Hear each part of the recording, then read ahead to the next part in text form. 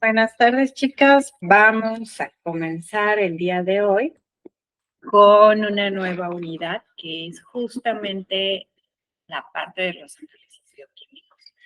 En repetidas ocasiones hemos mencionado que para poder establecer una evaluación del estado nutricional correcta, es importante que conjuntemos toda la información que tengamos a nuestro alcance sobre la persona que está siendo consultante, porque a través de los diferentes datos, podemos eh, tener una mejor aproximación. Entonces, en la parte de los análisis bioquímicos, me gustaría que tuvieran muy presente lo siguiente. Esta imagencita, en repetidas ocasiones, igual se las estaré compartiendo. La veíamos muy al inicio. Y es justamente el desarrollo de la carencia nutricional, hablando desde la parte clínica. Si observamos y seguimos haciendo introspección de lo que significa esta imagen, recordaremos que cuando hablamos de que la ingesta no es adecuada o bien la absorción y la utilización de los nutrimentos está alterado, muchas veces va a ir de la mano con alteraciones en lo que son las reservas corporales. ¿Por qué? Porque al no estar teniendo ese ingreso correcto, naturalmente el cuerpo echará mano de diferentes rutas metabólicas, de diferentes procesos encaminados a preservar el funcionamiento corporal normal, digámoslo entrecomillado. Sin embargo, las reservas son finitas, lo que lleva a un agotamiento. Cuando llegamos al agotamiento, hecho desde antes, en esa transición de utilización de reserva, agotamiento, muchas veces empieza a ser distinguible una etapa de disfunción biológica. ¿Por qué? Porque a lo mejor empiezo a tener menores precursores o menores cofactores que están involucrados en otras vías. Por ejemplo, las vitaminas son muy importantes para el metabolismo energético. Entonces, una deficiencia vitamínica se puede traducir en un mal metabolismo que quizá lo vamos a sentir como cansancio. La disfunción biológica va de la mano con una disfunción fisiológica, es decir, no solo vamos a hablar de la alteración en las rutas que se dan de forma normal, probablemente empecemos a hablar incluso que dentro de la fisiología el mecanismo se ve alterado. Por ejemplo, más adelante en otra materia, cuando hablen de enfermedades tiroideas, el no tener yodo suficiente me puede llevar incluso a este grado de disfunción fisiológica y también una disfunción celular. Entonces, los grados de disfunción son variables, sin embargo, en todos nosotros va a existir un punto donde esto el cuerpo no lo puede compensar más y naturalmente lo va a manifestar. ¿Cómo lo va a manifestar? A través de signos. Los signos son toda esa información que nosotros podemos ver, tocar, es algo tangible y es algo objetivo. Y los síntomas es lo que nos remite el paciente. Toda una sintomatología que experimenta el paciente y que muchas veces es variable de persona a persona y es un tanto subjetivo. Entonces, hablamos del estado de enfermedad que nos lleva a la morbimortalidad finalmente, es decir, qué tanto se está padeciendo una situación y qué tan letal puede ser esta situación. En todo este proceso, recordemos que a través de una evaluación podemos detectarlo y justamente la parte de los estudios bioquímicos, si se dan cuenta, me puede medir desde que estoy utilizando las reservas sin llegar al agotamiento precisamente, pero también lo puedo detectar pues una vez que ya esté instaurada toda la disfunción en mi cuerpo. Entonces, nada más aquí pequeño recordatorio, tenemos diferentes tipos de muestras. Dependerá en virtud de lo que sea mi objeto de interés, si opto por uno u otro. Porque, por ejemplo, si quiero medir metales pesados, pues lo puedo hacer de una manera tan sencilla pidiendo pelo uñas y no necesito hacerle mayor intervención a mi paciente. Entonces, es variable. Aquí tenemos diferentes analitos y diferentes rangos de referencia. Entonces, la información que vamos a ver a continuación la podemos ir interpretando de la siguiente manera. Tenemos el analito del que vamos a estar hablando, el rango de referencia sobre el que suele estar normalmente cuando vamos al laboratorio, que nos dice ese intervalo de la normalidad. ¿Para qué se analiza dicho analito y qué es lo que quiere decir el resultado pues cuando estamos alterados? Entonces, la glucosa, creo que en este punto estamos en el entendido de que es algo importante, finalmente es lo que nos aporta energía.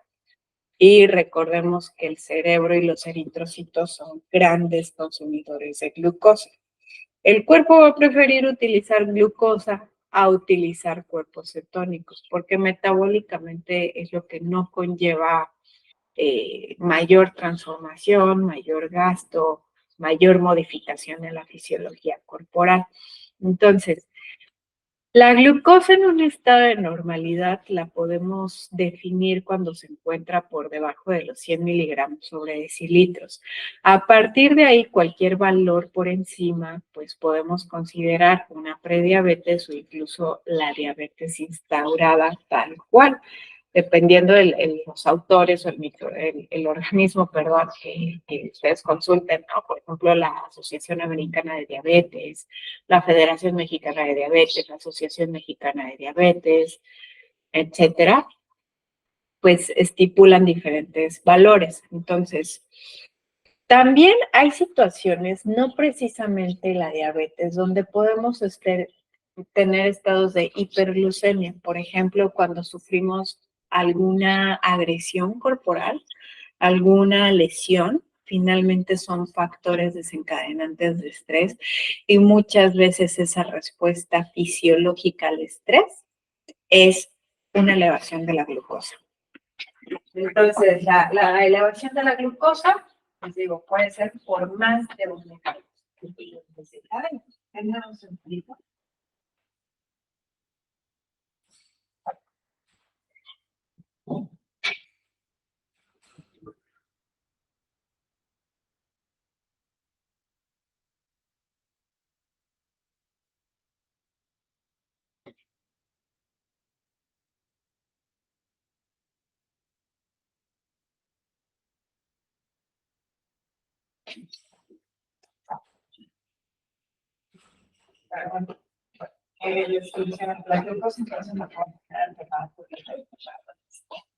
En cuanto al calcio, recordemos que es un mineral muy importante, no solo en el entendido de la fisiología del sistema óseo.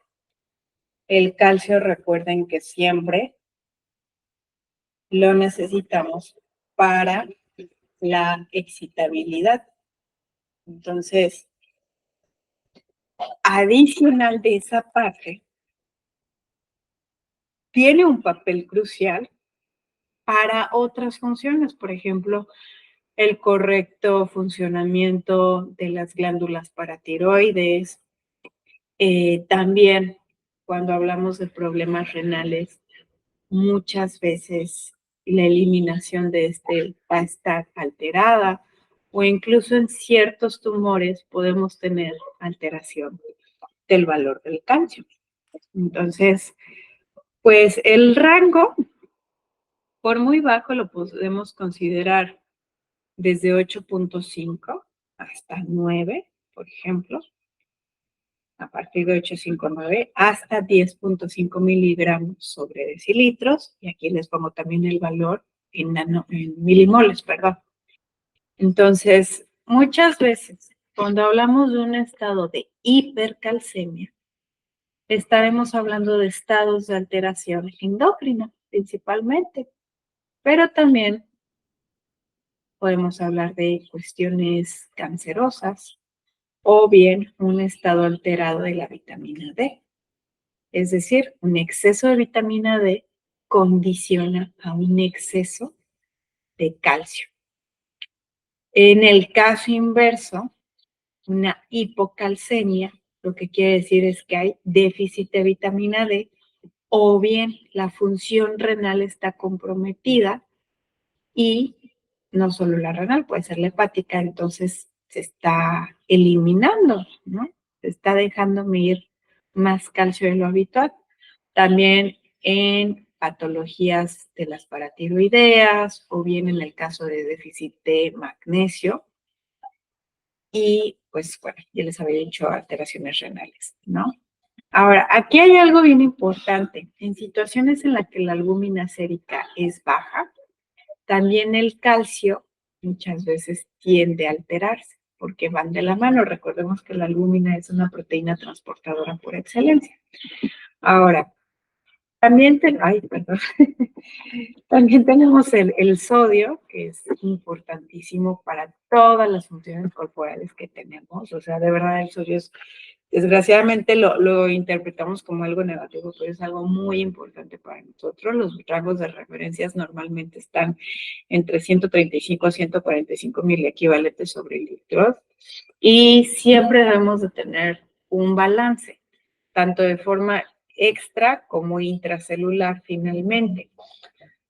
Lo cierto es que ante una dieta cargada en sodio, habrá una sobrecarga del trabajo renal, porque el riñón, las nefronas, dentro de sus diferentes segmentos, posee sitios determinados donde el sodio se va a reabsorber. Realmente dejamos ir bien poquito de sodio. Pero imagínense, cuando hablamos de un exceso de dieta, de sodio de la dieta, pues normalmente va a tener que reabsorber de más o bien puede haber alteraciones en el segmento donde se reabsorbe ese sodio. Entonces, aquí dije un punto importante, la función renal. Entonces, cuando hablamos de un paciente renal es importante medirlo. También en cualquier patología, de hecho aquí no quiero hacer como mucho énfasis porque naturalmente en cualquier estado crítico, pues el sodio es vital. Es algo que tienes que medir sí o sí. Y también cuando hablamos de, recuerden esta parte de extracelular, hidratación, en los casos de edema o sobrehidratación necesito medirlo.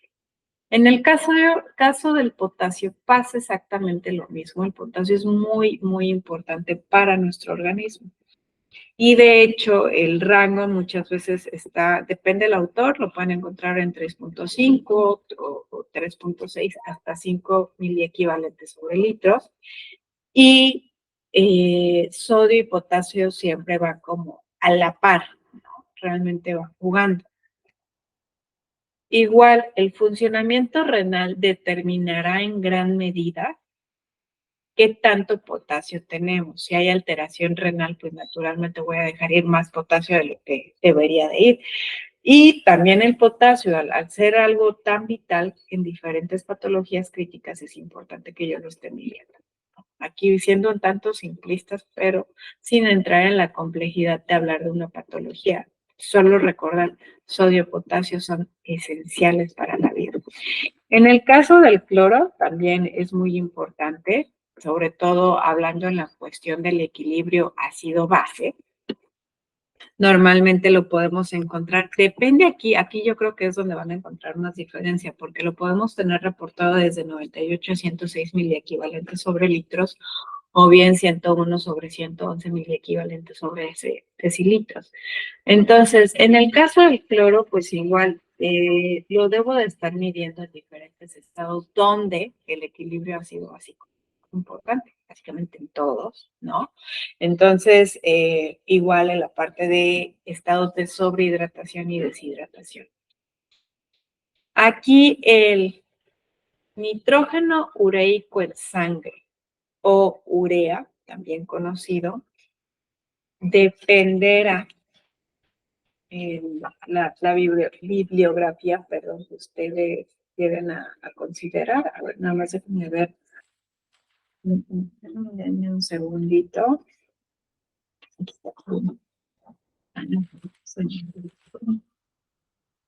Aquí está.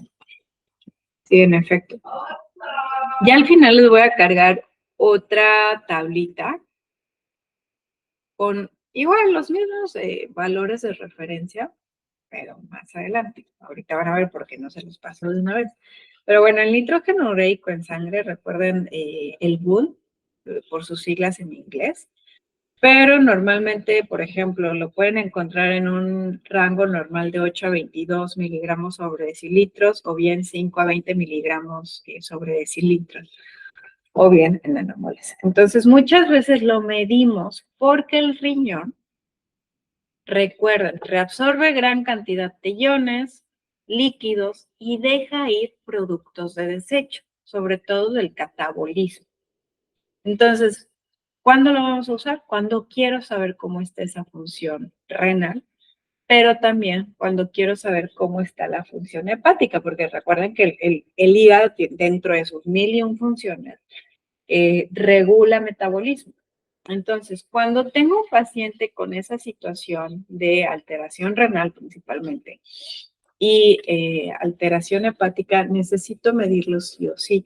Ahora, en el caso de las mujeres embarazadas también es importante medirlo y de hecho los valores muchas veces cambian porque a medida que avanza el embarazo, puede ir disminuyendo. O sea, a lo mejor yo tengo un valor muy bajito y puedo decir, bueno, ¿qué le está pasando a esta mujer, no? Está muy alterada, no se está eliminando bien, no se está eliminando demás, pero bueno, es normal que cambie durante el embarazo. Igual en el caso de la creatinina, muchas veces tenemos valores chiquititos, desde 0.5 hasta 1.2 miligramos de decilitro, 0.6, y la utilizamos para evaluar la función excretora renal, porque creatinina realmente es un producto de desecho.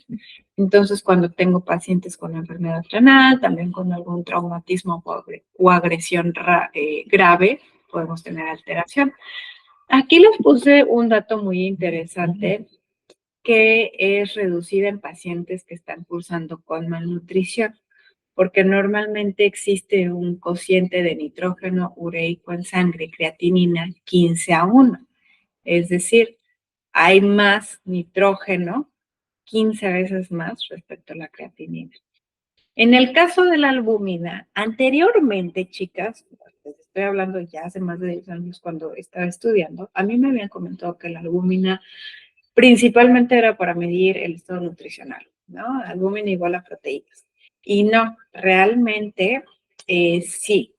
Cuando hablamos de una desnutrición proteica o energético proteica, muy probablemente la albúmina va a estar alterada. Sin embargo, la albúmina, la razón por la cual se altera de manera abrupta es cuando hablamos de agresión, inflamación, estrés. Entonces, entre mayor sea el descenso de la albúmina, mayor será la tasa de mortalidad en el paciente. Entonces, ¿cuándo la voy a medir? En estados de patologías graves, una enfermedad renal, una enfermedad hepática, enfermedades inflamatorias y también en el estado de sobredeshidratación. Cuando tenemos deshidratación, normalmente pues no hay tanto líquido, pues la albúmina lucirá aparentemente concentrada. En el caso de las proteínas totales, pues bien, las vamos a tener en un rango de 6.4 a 8.3 gramos sobre decilitros y lo que hace es reportar esa concentración de albúmina y globulinas, o sea, de todas las proteínas, por así decirlo. Entonces, reitero, proteína total, no pensemos proteínas igual a proteína, sino que proteína puede ser igual a una inflamación, un evento adverso muy, muy grave. En el caso de la fosfatasa alcalina, la alaninoaminotransferasa y la aspartatoaminotransferasa, bueno, ahí los rangos son un tanto diferentes para uno y para otro, pero principalmente los vamos a medir cuando queremos saber cómo está el funcionamiento hepático de mi paciente. Entonces, cualquier alteración naturalmente va a impactar ahí. A ver, déjenme ver, lípidos, tiroideo. Quiero ver si difiere. También la bilirrubina, ¿eh? No les dije. A ver, 30-120. Ajá, aquí sí va a coincidir con la tableta que les voy a compartir. Aquí también. El aspartato también. Y la bilirrubina, total, 0.3 a 1. Ajá. Aquí en la tabla que les voy a cargar después no coincide la bilirrubina indirecta. Una cosita. Ah, no, sí es igual. Sí está igual. No van a encontrar discrepancia, pero básicamente estos te van a reportar cómo es el funcionamiento hepático, salvo el caso de la bilirrubina, que muchas veces cuando tenemos obstrucciones del tracto biliar, que no está saliendo bien la bilis, se puede concentrar, porque finalmente en la bilis tenemos pigmentos, ¿no? Esa bilirrubina. Si está obstruyéndose, naturalmente se va a incrementar, ¿no? Entonces, no solamente se vayan a quedar encasilladas en que son de funcionamiento renal y ya. Puedo tener otras situaciones, por ejemplo, en el caso de la fosfatasa alcalina, pues cuando tengo patologías malignas, musculares, óseas, intestinales, hepáticas y donde hay una lesión. En el caso de la alaninoaminotransferasa y la aspartatoaminotransferasa, también lo voy a medir especialmente cuando estoy con un paciente que está con nutrición parenteral.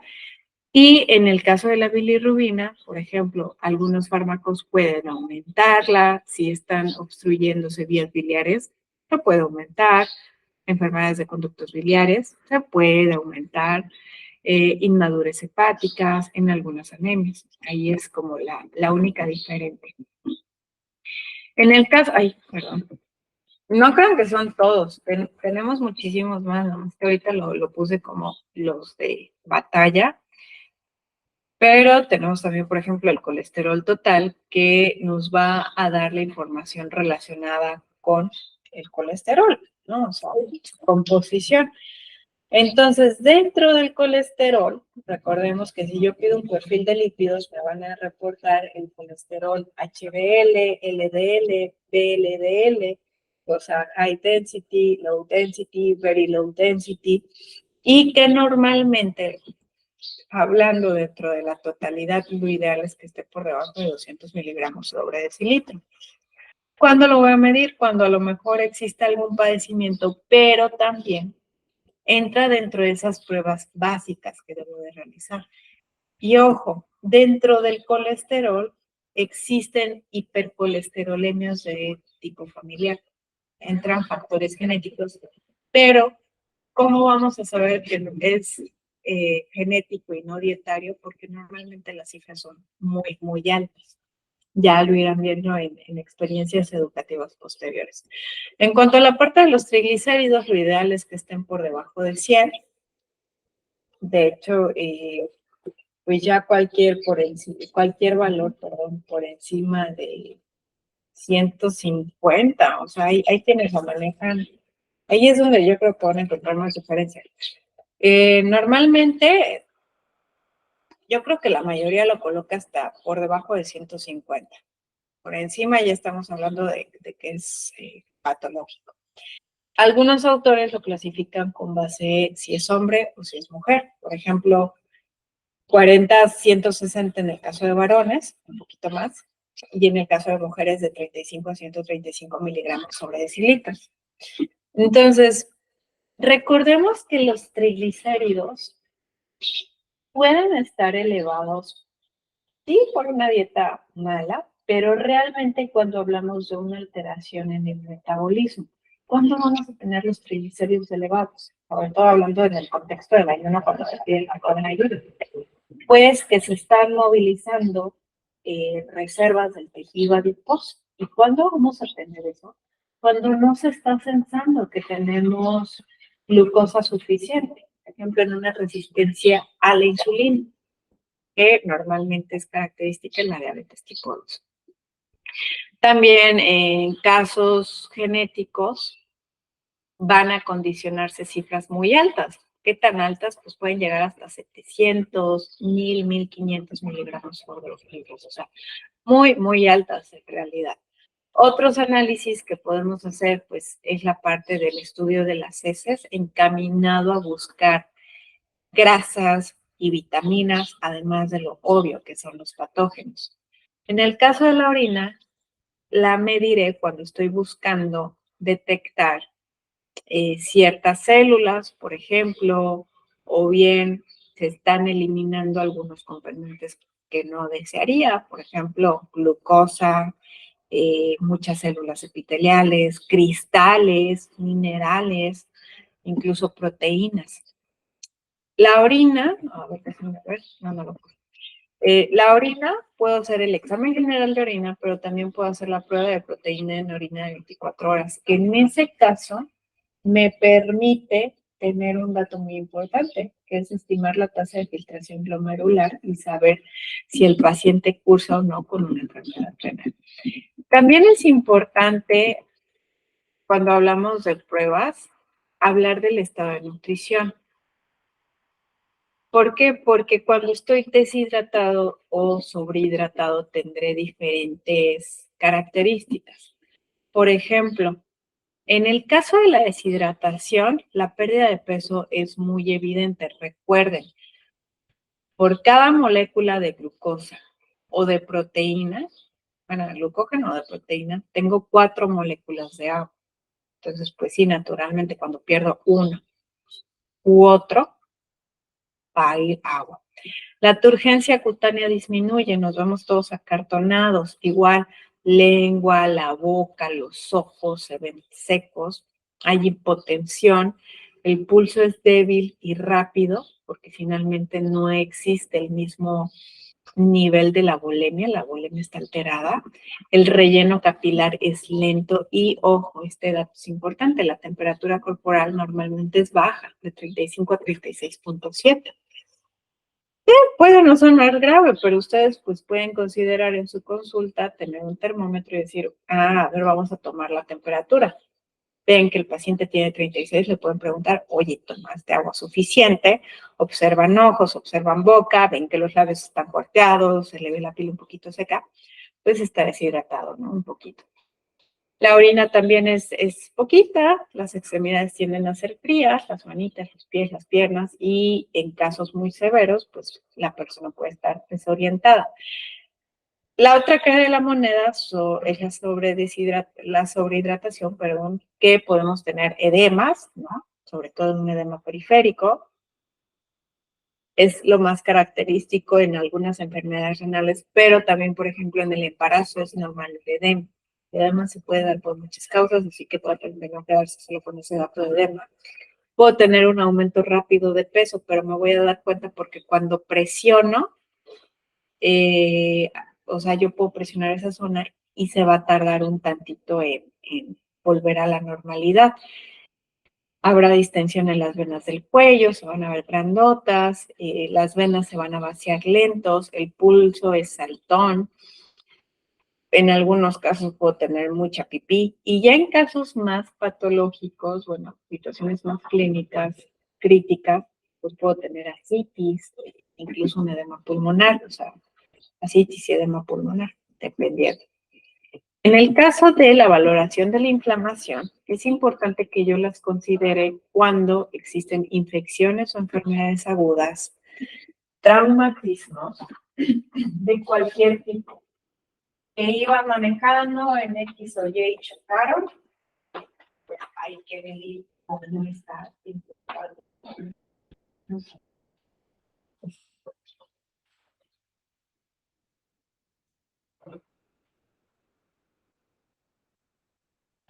También en el caso de estructura, toda situación que suponga una alteración en el estado general que supone un desafío para la homeostasis.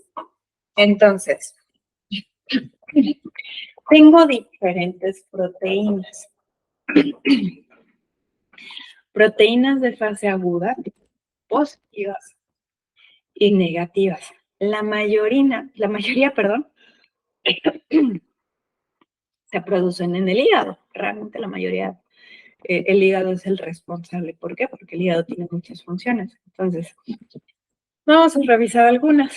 En el caso de la proteína C reactiva, hasta antes de COVID, podíamos decir la PCR y podíamos pensar en esto. Pasa COVID y pensamos en la prueba, ¿no? De la polimerasa reversa en cadena. Pues bueno, aquí hablando de la proteína C reactiva, es una proteína que normalmente es muy específica, es decir, por cualquier cosa puede elevar. Pero, pues sí me ayuda a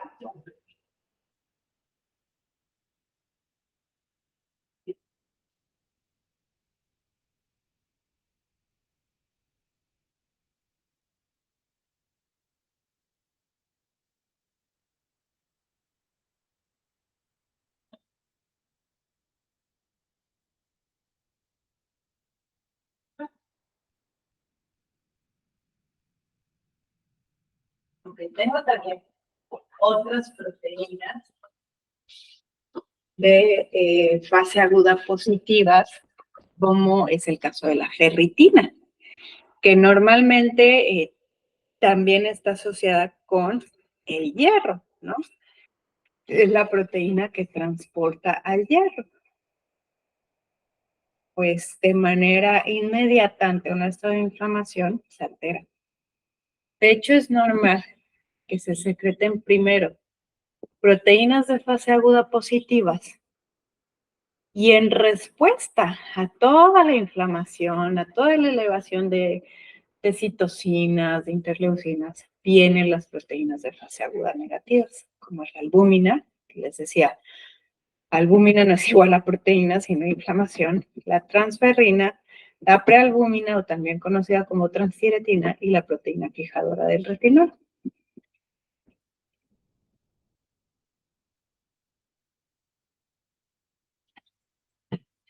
Ay, permítanme que no quiere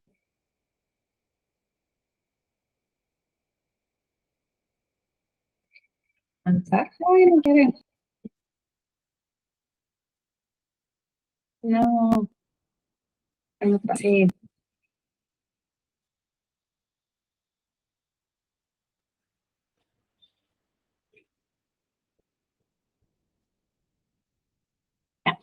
Entonces, aquí, dentro de la tabla que teníamos anteriormente, les puse las más relevantes. Por ejemplo, la proteína C reactiva es posible que nosotros la podamos medir entre 4 a 6 horas.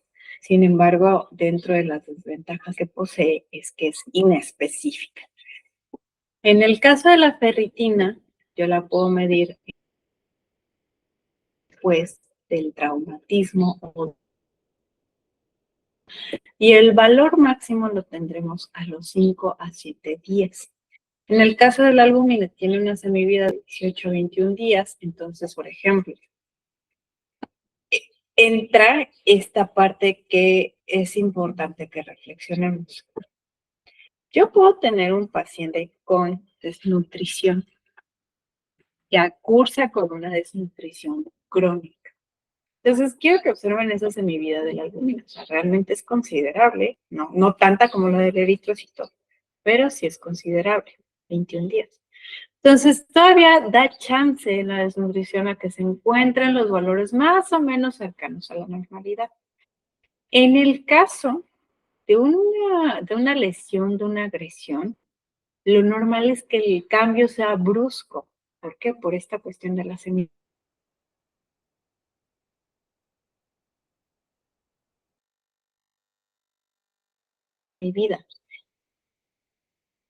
El retinol tiene una semivida más cortita, serrina tiene una semivida corta de 8 días. Entonces, también podemos medir cómo es la inmunocompetencia. Recuerden que el estado inmunológico y el estado de nutrición guardan una relación muy estrecha y estados de mala absorción. En el caso de la inmunocompetencia, pues existen pruebas específicas con alto grado de térmicas, ¿no? Para detectar alergias. O bien puedo medir células específicas del sistema inmune para saber qué está pasando ahí. Dependerá bajo qué contexto estemos hablando de esa inmunocompetencia. En cuanto a la mala absorción, normalmente las que generan problemas son las vitaminas liposolubles, porque si yo consumo un excedente, bueno, me estoy adelantando, perdón, o sea, las vitaminas, recuerden, que pueden ser hidro y liposolubles. Las hidrosolubles normalmente las necesitamos consumir de forma constante porque el cuerpo no logra tener reservas. Es una cosita mínima. Las liposolubles, todo lo contrario. Si tenemos reservas corporales bajo un marco de la normalidad, entonces un exceso me puede condicionar problemas. Entonces, también recordemos la imagen que teníamos muy al inicio. O sea, yo puedo tener situaciones de una dieta deficiente que condicionen a carencias de estas vitaminas liposolubles. Entonces, en el caso de la vitamina A, la podemos medir en sangre y, ojo, puede generar toxicidad a partir de 100 microgramos sobre decilitro. Sobre todo, pues esto es grave cuando hablamos de nutrición preconcepción. Es importante que retiremos todo exceso porque es teratogénica. La vitamina D, normalmente no tenemos ese tema de la toxicidad, pero sí podemos tener efectos adversos. Recuerden la tablita que veíamos de calcio. Yo puedo tener hipercalcemia o hiperfosfatemia. También puede alterarse la función normal de las glándulas paratiroideas y puedo estar eliminando mucho calcio condicionado por esa vitamina D. En el caso de la vitamina E, pues normalmente un exceso es poco probable, pero puede llegar a pasar. Y en el caso de un déficit se va a traducir en anemia hemolítica y efectos neurológicos un tanto inespecíficos. La vitamina K, afortunadamente, es una vitamina súper noble. De hecho, pues en una condición de normalidad, nuestra microbiota sintetiza parte de, y es necesaria para producir los factores de coagulación. Entonces, un déficit se traduciría con alteraciones en la coagulación normal. La vitamina C, esta es una vitamina hidrosoluble, se puede determinar en sangre y es grave porque nos puede llevar pues justamente al escorbuto, que es conocida como la enfermedad del marinero, es la enfermedad, perdón, la vitamina de que más tiempo se tiene reporte, ¿no? Del estado carencial. También tenemos pruebas que nos sirven para determinar cómo es la composición corporal. Por ejemplo, la creatinina en sangre, pues para saber cómo está haciendo la utilización de las proteínas y el equilibrio del nitrógeno. Aquí no entra la albúmina, como pueden observar. Y tengo otros marcadores, por ejemplo, aquellos que están relacionados con la diabetes o con dislipidemias o cualquier otra alteración. Dependerá. ¿De qué dependerá? Justamente de este punto, de las pruebas médicas de rutina. Entonces, para evaluar aquellas personas que entran en el grupo de sufrir alguna enfermedad crónica, sobre todo pues de las actuales, ¿no? Síndrome metabólico, diabetes, hipertensión. Pero puntualmente al síndrome metabólico yo debo de considerar los siguientes factores. O sea, hablar de una persona que la adiposidad se ubica principalmente a nivel central y que además tiene 2 o más de los siguientes factores. Triglicéridos elevados o que ya está en tratamiento, el colesterol de alta densidad o HDL está bajito o está en tratamiento, la presión arterial ya está elevada o está en tratamiento o ya tiene incluso el diagnóstico, y la glucosa elevada o igual que ya tenga el diagnóstico. Ojo, aquí puede surgir la pregunta, bueno, ¿y qué pasa si realmente el individuo no tiene la obesidad central, pero sí tiene los triglicéridos, sí tiene la presión alta y si tiene la glucosa? Pues en ese caso también lo podríamos considerar como una persona que está con síndrome metabólico, ¿no? Finalmente. Aquí el tema del síndrome metabólico es que cada organismo lo tiene clasificado diferente. Aquí una disculpa es ATP3, pero tenemos, de acuerdo al consenso de la Federación Internacional de Diabetes, el panel de expertos de ATP3, los criterios de la Organización Mundial de la Salud. Quiero que observen, a ver dónde está. Ah, circunferencia de cintura, sí lo considera, ¿vale? En el caso de los triglicéridos, normalmente coinciden a partir de 150. En el caso del colesterol de alta densidad, pues tiene que ser un colesterol bajito, pero quiero que observen que hace la OMS. La OMS dice, ya sea que tiene el colesterol,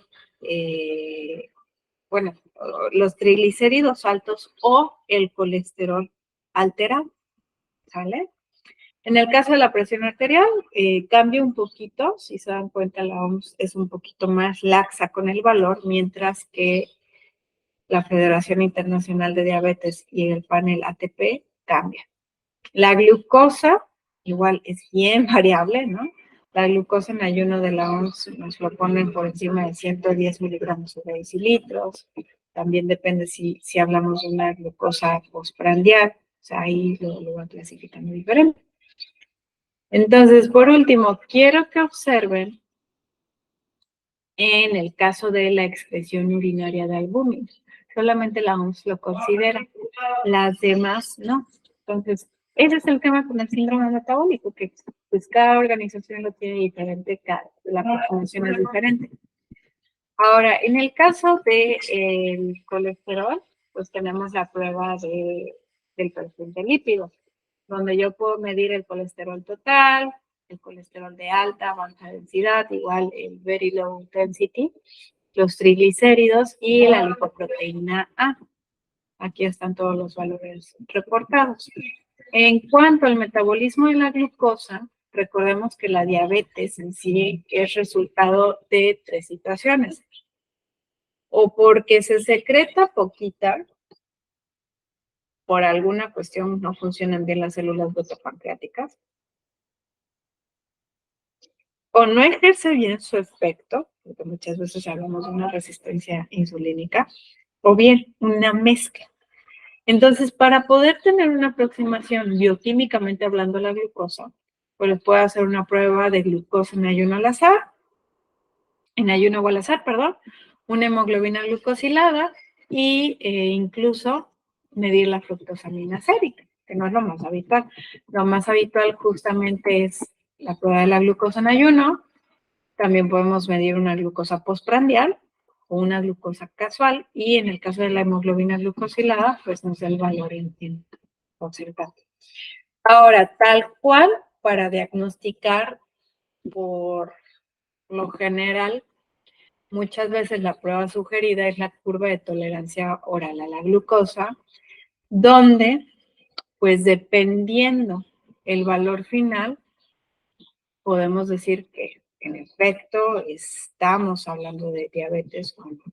En el caso de la diabetes gestacional cambia un poquito la prueba, cambia en cuestión de las cantidades de glucosa anhidra que se dan disueltas en agua, Pero muchas veces es ideal identificar diabetes desde la primer consulta, pero sobre todo en semanas 24 y 28, sobre todo en aquellas mujeres que tienen muchos factores de riesgo.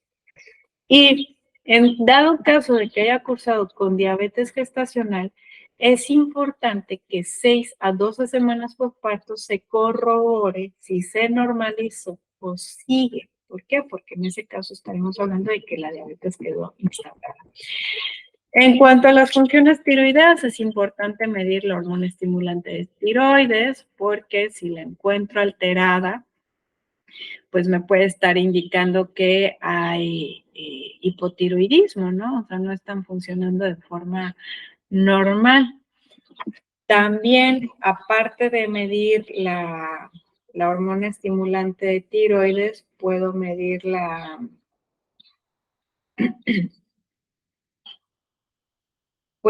lo que es la TRH, que es la hormona liberadora de tirotropina, que también me va a indicar que hay una alteración. Y puedo medir propiamente las hormonas, ¿no? La T4 normalmente es la que se mide, pero también puedo medir T3 y T3 inversa. Lo tenemos, por ejemplo. Incluso puedo medir cuánto es la captación de T3. Más adelante, cuando revisen el tema de hipertiroidismo, como que esta parte va a quedar como un poquito más conjugada, ¿no? O sea, ya lo van a ubicar mejor.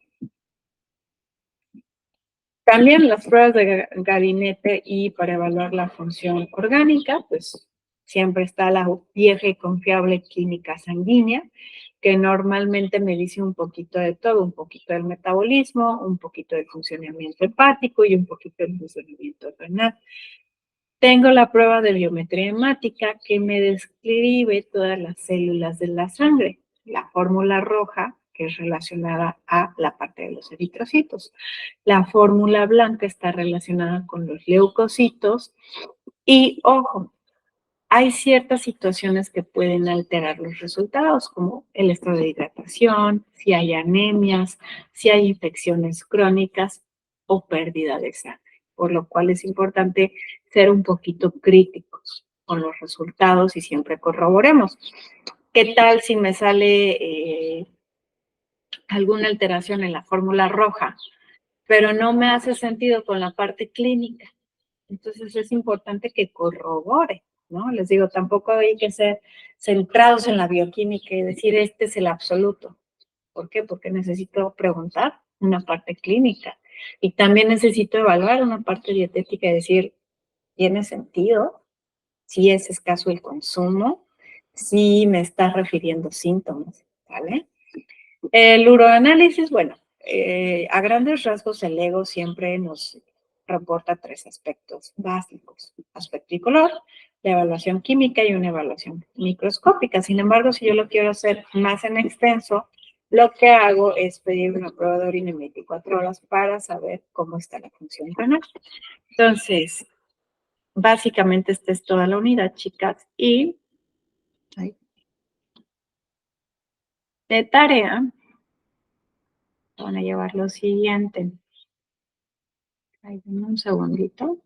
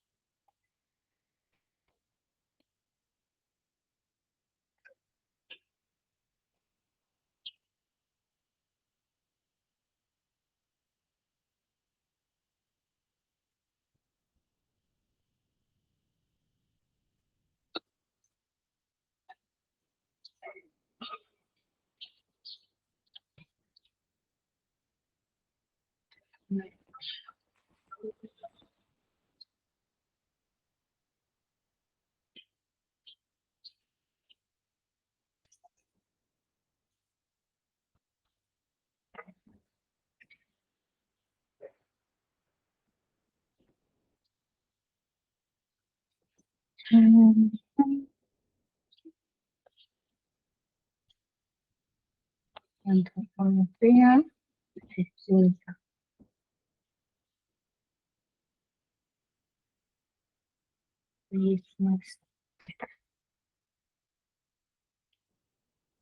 Listo, entonces ustedes,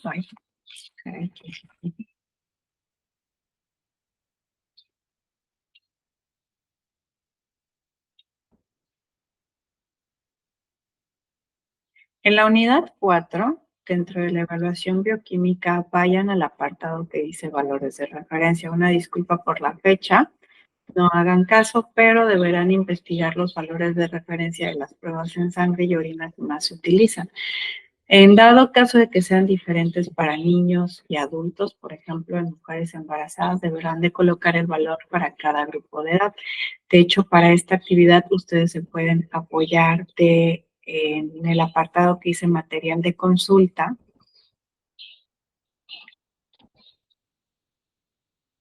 Artículo en lecturas complementarias.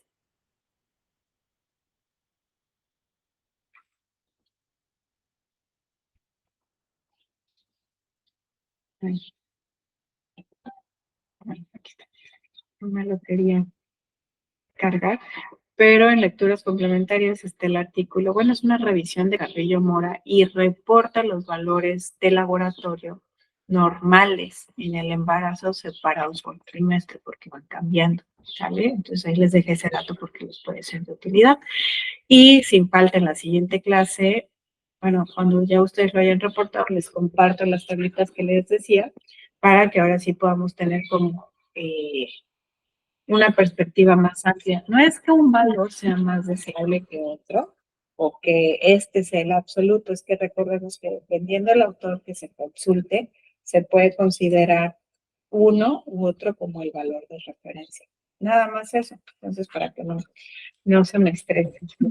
Y nos vemos la siguiente clase, chicas. Espero que estén muy bien. Cuídense muchísimo. Revisen que hayan mandado todas sus actividades porque creo que por ahí hay algunos pendientes. Y nada más.